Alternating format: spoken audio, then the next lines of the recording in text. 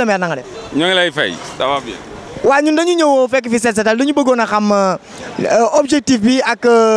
Set Setal bi nii nan ngeen ko programmer. waaw je crois que objectif bi leer na objectif bi mooy fexe sunu artères yi gën a yaatu fexe sunu dëkk set fexe aussi encombrement bi ñu au moins ñu wàññi ko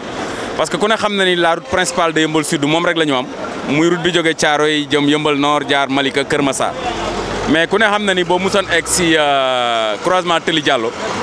da ngay gis ni pratiquement dootoo gis suuf dootoo gis tali ndax suuf su bari donc loolu moo tax bi ñu concerté avec les associations de quartier ñu ne tey nañu jóg au moins def benn journée d'investissement humain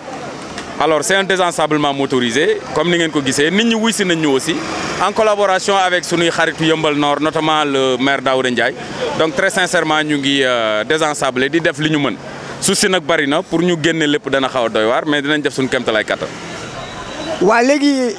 bu ñu mënoon a xam léegi après suivi bi ba ginnaaw bu ñu didee suuf si ba pare suivi bi mën nañ xam lan lay doon. sensibilisation rek parce que en réalité souci andiwu fi boppam nit ñi ñoo fi indi souci alors borom kër yi wala borom cantine yi ñooy bale sotti ci souci et sotti ci kaw tali bi et loolu je crois que war nañ leen gën a sensibiliser ñu xam ni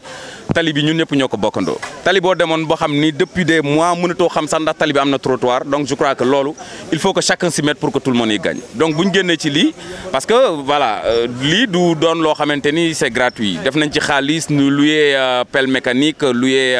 ay camions donc pour génne suuf si yóbbu donc bu ñu paree ci loolu nag warul nekk peine perdue dinañu sensibiliser nit ñi pour que au moins ku ci nekk def ci li nga war a def pour que sunu dëkk ñu mën ko conserver quoi ni mu meloon.